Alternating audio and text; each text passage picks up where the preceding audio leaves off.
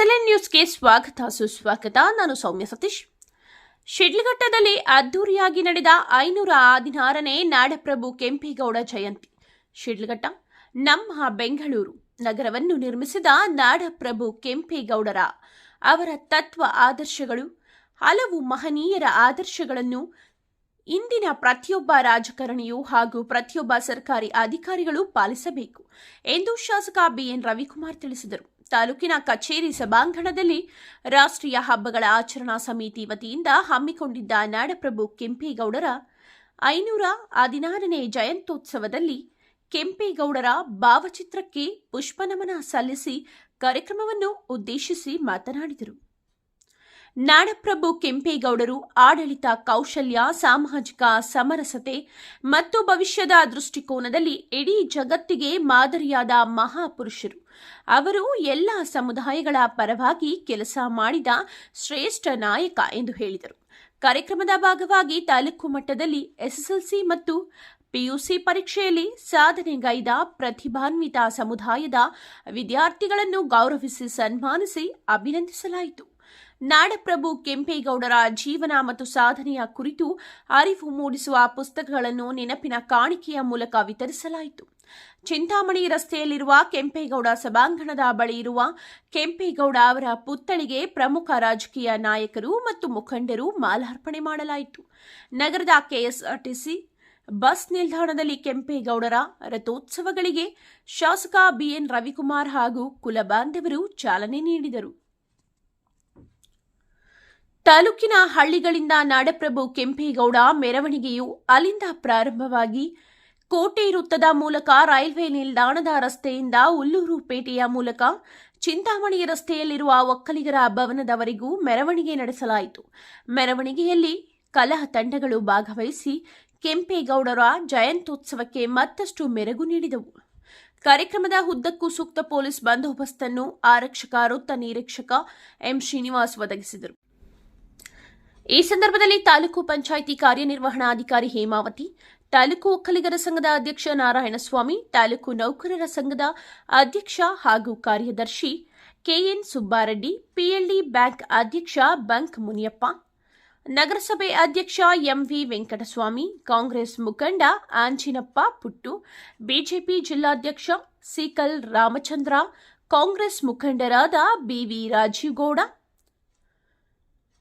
ರೈತ ಸಂಘ ರಾಜ್ಯ ಪ್ರಧಾನ ಕಾರ್ಯದರ್ಶಿ ಭಕ್ತರಹಳ್ಳಿ ಬೈರೇಗೌಡ, ಜಿಲ್ಲಾ ಜಾಗೃತಿ ಸಮಿತಿ ಸದಸ್ಯ ಮೇಲೂರು ಮಂಜುನಾಥ್, ವಕೀಲರ ಸಂಘದ ಅಧ್ಯಕ್ಷ A ನಾರಾಯಣಸ್ವಾಮಿ, ಒಕ್ಕಲಿಗರ ಯುವ ಸೇನೆ ಅಧ್ಯಕ್ಷ JS ವೆಂಕಟಸ್ವಾಮಿ, ಮುಖಂಡರಾದ ಹುಜಗೂರು ರಾಮಣ್ಣ, ತಾದೂರು ರಘು, ತಾಲೂಕು ಪಂಚಾಯಿತಿ ಮಾಜಿ ಅಧ್ಯಕ್ಷ ಲಕ್ಷ್ಮೀನಾರಾಯಣ ರೆಡ್ಡಿ ಸೇರಿದಂತೆ ವಿವಿಧ ಇಲಾಖೆ ಅಧಿಕಾರಿಗಳು, ಶಿಕ್ಷಕರು, ವಿದ್ಯಾರ್ಥಿಗಳು ಮತ್ತು ಸ್ಥಳೀಯ ಮುಖಂಡರು ಪಾಲ್ಗೊಂಡಿದ್ದರು. ವರದಿ ನವೀನ್ ಕುಮಾರ್ SL ಸೋರಕಾಯಲಹಳ್ಳಿ. ನಮ್ಮ ಕರ್ನಾಟಕ ರಾಜ್ಯದಲ್ಲಿ ಇವತ್ತು ಸುಮಾರು ವರ್ಷಗಳ ಇತಿಹಾಸ ನಾವು ನೋಡಿದಾಗ ಹಲವಾರು ಮಹನೀಯರು ಇವತ್ತು ಬಸವಣ್ಣನವರು ಇರ್ಬೋದು, ನಾಡಪ್ರಭು ಕೆಂಪೇಗೌಡರು ಇರ್ಬೋದು, ಹಲವಾರು ಮಹಾನ್ ನಾಯಕರುಗಳು ಅವರ ಹೆಸರು ಈ ಭೂಮಿ ಮೇಲೆ ಶಾಶ್ವತ ಉಳಿ ಕಾರಣ ಅವರ ಒಂದು ಅಧಿಕಾರ ಅವಧಿಯಲ್ಲಿ ಎಲ್ಲ ಸಮುದಾಯಗಳ ಪರವಾಗಿ ಅವ್ರು ಕೆಲಸ ಮಾಡಿದ್ದಾರೆ. ಇವತ್ತು ಪ್ರಾಸ್ತಾವಿಕವಾಗಿ ನಮ್ಮ ತಹಸೀಲ್ದಾರ್ ಸ್ವಾಮಿಯವರು ಹೇಳಿದ್ರು, ಕೆಂಪೇಗೌಡರು ಮಾಡಿರ್ತಕ್ಕಂಥ ಕೆಲಸದಲ್ಲಿ ಅವರು ಅಂದಿನ ಕಾಲದಲ್ಲೇ ಸುಮಾರು 1450 ಕೆರೆಗಳನ್ನು ಕಟ್ಟಿಸಿರ್ತಕ್ಕಂಥ ಇವತ್ತು ಬೆಂಗಳೂರಿನಲ್ಲಿ ವರ್ತಕರಿಗೆ ಎಲ್ಲ ಸಮುದಾಯಕ್ಕೂ ವರ್ತಕರಿಗೆ ಇವತ್ತು 13 ಪೇಟೆಗಳನ್ನ ಕಟ್ಟಿರ್ತಕ್ಕಂಥ ಕೆಂಪೇಗೌಡರು ಅಂದರೆ 500 ವರ್ಷಗಳ ಮೊದಲೇ ಎಲ್ಲ ಸಮುದಾಯಗಳ ಪರವಾಗಿ ಅವರು ಕೆಲಸ ಮಾಡಿದ್ದಾರೆ. ನಮ್ಮ ರಾಜ್ಯದ ಪ್ರತಿಯೊಬ್ಬ ರಾಜಕಾರಣಿ, ದೇಶದಲ್ಲಿರ್ತಕ್ಕಂಥ ರಾಜಕಾರಣಿಗಳು ಮತ್ತು ಸರ್ಕಾರಿ ನೌಕರರು ಇವತ್ತು ನಾವು ಸಹ ಎಲ್ಲ ಸಮುದಾಯದ ಪರವಾಗಿ ಕೆಲಸ ಮಾಡಿದಾಗ ಅವರ ಹೆಸರು ಶಾಶ್ವತವಾಗಿ ಉಳಿದಿದೆ ಅನ್ನೋದಕ್ಕೆ ಇದೊಂದು ನಿದರ್ಶನ. ಕೆಂಪೇಗೌಡರು ಎಲ್ಲ ಮಹನೀಯರ ತತ್ವ ಆದರ್ಶ ನಾವು ಅಳವಡಿಸಿಕೊಂಡು ಈ ಸಮಾಜಕ್ಕೆ ಒಳ್ಳೇದು ಮಾಡಬೇಕಂತ ಈ ಸಂದರ್ಭದಲ್ಲಿ ವೇದಿಕೆ ಮುಖಾಂತರ ಎಲ್ಲರೂ ಹೇಳ್ತಾ ಈ ಒಂದು ಕಾರ್ಯಕ್ರಮವನ್ನು ಅಚ್ಚುಕಟ್ಟಾಗಿ ನೆರವೇರಿಸುವಂತ ತಾಲೂಕಿನ ಒಕ್ಕಲಿಗರ ಸಂಘದ ಅಧ್ಯಕ್ಷರು ಒಂದು ದೂರದೃಷ್ಟಿ ಇಟ್ಕೊಂಡು ಬೆಂಗಳೂರಿನ ಕಟ್ತಾರೆ. ಬೆಂಗಳೂರಿಗೆ ಯಾವುದೇ ರೀತಿ ಜಲಮೂಲಗಳು ಇರೋದಿಲ್ಲ, ಯಾವುದೇ ನದಿ ಇರೋದಿಲ್ಲ. ಆದರೆ ಅವರು ಅರ್ಥ ಮಾಡ್ಕೊಳ್ತಾರೆ ನಾಗರಿಕರು ಬದುಕಬೇಕು. ಇಲ್ಲಿನ ವಾತಾವರಣಕ್ಕೆ ದೇಶದಲ್ಲಿರುವಂತ ಜನ ಬಂದು ಇಲ್ಲಿ ನೆಲೆಸಬೇಕಾದ್ರೆ ನಾವು ಇಲ್ಲಿ ಸುಲಿತವಾದಂತ ಎಲ್ಲರಿಗೂ ಅನುಕೂಲವಾದಂತ ವಾತಾವರಣದಲ್ಲಿ ಪ್ರಮುಖವಾದಂತ ನೀರನ್ನ ನಾವು ಇಲ್ಲಿ ಒದಗಿಸಬೇಕು ಅಂತ ಹೇಳಿ ನೂರಾರು ಕೆರೆಗಳನ್ನ ಈ ರಾಜ್ಯಕ್ಕೆ ಅವರು ಕಟ್ಟಿ ಸಮರ್ಪಣೆ ಮಾಡ್ತಾರೆ. ಅದೇ ರೀತಿ ಗುಡಿ ಗೋಪುರಗಳನ್ನ ಕಟ್ತಾರೆ, ಕೋಟೆಗಳನ್ನ ಕಟ್ತಾರೆ. 64 ಹೆಚ್ಚು ಜನಾಂಗಗಳನ್ನ ಒಗ್ಗೂಡಿಸಿ ಹಲವಾರು ಪೇಟೆಗಳನ್ನ ಕಟ್ಟಿ ಈ ರಾಜ್ಯಕ್ಕೆ ಸಮರ್ಪಣೆಯನ್ನು ಮಾಡಿ ವಾಣಿಜ್ಯಕ್ಕೆ ಒಂದು ಮುನ್ನುಡಿನ ಬರೀತಾರೆ. ಈ ರೀತಿಯಾದಂತ ಒಂದು ಆಲೋಚನೆ, ದೂರದೃಷ್ಟಿ ಕೆಂಪೇಗೌಡರಿಂದ ಮಾತ್ರ ಸಾಧ್ಯ. ಎಲ್ಲರನ್ನೂ ಒಗ್ಗೂಡಿಸಂತ ಗುಣ ರಕ್ತಗತವಾಗಿ ಕೆಂಪೇಗೌಡರ ಒಂದು ರಕ್ತದಲ್ಲಿ, ಒಕ್ಕಲ ಕುಲಬಾಂಧವದಲ್ಲಿ ನಮ್ಮೆಲ್ಲರಲ್ಲೂ ಸಹ ಇದೆ ಅಂತೇಳಿ ನಾನು ಭಾವಿಸ್ತಾ, ಒಂದು ಕುಲ ತಿಲಕ ಕೆಂಪೇಗೌಡರು ಅವರ ಒಂದು ಆದರ್ಶಗಳನ್ನ ನಾವು ಪಾಲಿಸಬೇಕಾಗ್ತದೆ. ನಾವೀಗೆಲ್ಲ ನೋಡ್ತಾ ಇದ್ದೀವಿ, ರಸ್ತೆ ಬದಿಯಲ್ಲಿ ನಡುತೋಪುಗಳನ್ನ ನಿರ್ಮಾಣ ಮಾಡುವಂಥದ್ದು, ಮರಗಿಡಗಳನ್ನ ನಿರ್ಮಾಣ ಮಾಡುವಂಥದ್ದು, ಕಾವಲುಗಾರರನ್ನ ನೇಮಿಸುವಂಥದ್ದು. ಈಗ ನಾವು ನೋಡ್ತಾ ಇದ್ದೀವಿ, ಜನ ಇರುವಂತ ಕಡೆ ಟೆರರಿಸ್ಟ್ ಅಟ್ಯಾಕ್, ನೂರಾರು ಅಹಿತಕರ ಘಟನೆಗಳು ನಡೆಯುವಂಥದ್ದು. ಆದ್ರೆ ಹಿಂದೆನೇ ಅವರು ಅರ್ತಿದ್ರು, ಜನ ಸೇರಂತ ಜಾಗದಲ್ಲಿ ಕಾವಲುಗಾರರನ್ನ ಇಡಬೇಕು, ಅವ್ರಿಗೆ ರಕ್ಷಣೆ ಕೊಡಬೇಕು, ವ್ಯಾಪಾರಸ್ಥರಿಗೆ, ಜನಗಳಿಗೆ ಅಂತೇಳಿ 500 ವರ್ಷಕ್ಕಿಂತನೇ ಕೆಂಪೇಗೌಡರ ಒಂದು ಚಿಂತನೆ ಬಹಳಷ್ಟು ಅದ್ಭುತವಾದಂತ ಒಂದು ದೂರದೃಷ್ಟಿಯ ಒಂದು ಚಿಂತನೆ ಆಗಿತ್ತು. ಆ ನಿಟ್ಟಿನಲ್ಲಿ ಅವರು ಮಾಡಿದಂತ ಮಾತು ಕಾರ್ಯಗಳು ನಮ್ಮೆಲ್ಲರಿಗೂ ಸಹ ಆದರ್ಶವಾಗಿ ನಮಗೆ ಇವತ್ತು ಕಾಣ್ತಾ ಇದೆ.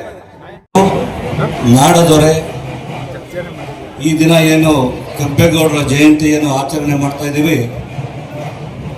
ನಮ್ಮ ಶಿಡ್ಲಘಟ್ಟ ವಿಧಾನಸಭಾ ಕ್ಷೇತ್ರದಲ್ಲಿರ್ತಕ್ಕಂಥ ನಮ್ಮ ಕುಲಬಾಂಧವರಿಗೆಲ್ಲ ಶುಭಾಶಯ ತಿಳಿಸ್ತಾ, ಅದೇ ರೀತಿ ವೇದಿಕೆಯಲ್ಲಿರ್ತಕ್ಕಂಥ ಪುಟ್ಟರಾಜನಪ್ಪ ಅವರು, ರಾಜೀವ್ ಗೌಡರು, ಇನ್ನಿತರ ನಮ್ಮ ಮುಖಂಡರಿಗೂ ಈ ದಿನ ಏನು ಕೆಂಪೇಗೌಡರು ನಾಡಪ್ರಭು ಅಂತ ಯಾಕಂತ ಪ್ರಪಂಚಕ್ಕೆ ತೋರಿಸಿರ್ತಕ್ಕಂಥ ಕೆಂಪೇಗೌಡರು 500 ವರ್ಷದ ಹಿಂದುಗಡೆ ಯಾವುದೇ ಸೌಲಭ್ಯಗಳಿಲ್ಲ.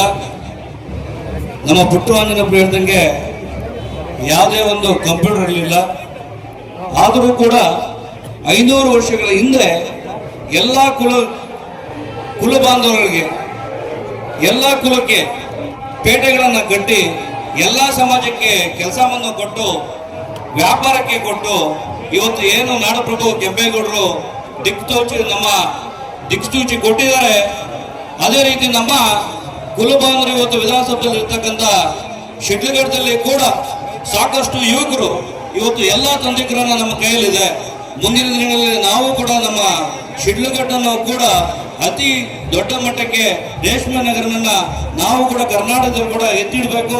ಈ ದಿನ ಏನು ನಾವೆಲ್ಲ ಕುಲಬಾಂಧವರು ಆಚರಣೆ ಮಾಡ್ತಾ ಇದ್ದೀವಿ, ಒಂದು ಆದರ್ಶ ಆಗ್ಬೇಕು ಅಂತೇಳಿ ಈ ಒಂದು ವಿಷಯ ನಾವತ್ತು ನಮ್ಮ ಕುಲಬಾಂಧವರು ಎಲ್ರಿಗೂ ಇವತ್ತು ಕೆಂಪೇಗೌಡರ ದಿನ ಆಚರಣೆಯನ್ನ ಶುಭಾಶಯಗಳನ್ನು ಹೇಳ್ತಾ ಈ ಒಂದು 2 ಮಾತು.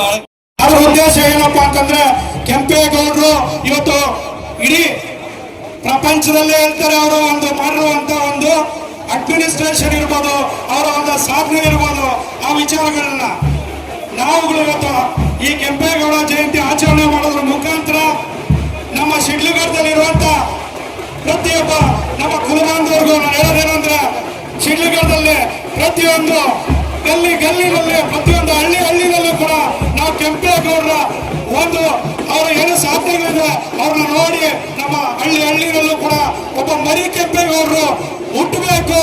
ಅವರು ಮಾಡಿದಂತ ಸಾಧನೆಗಳನ್ನ ನಾವೆಲ್ಲ ಕೂಡ ಎತ್ತಿಡಿಬೇಕು.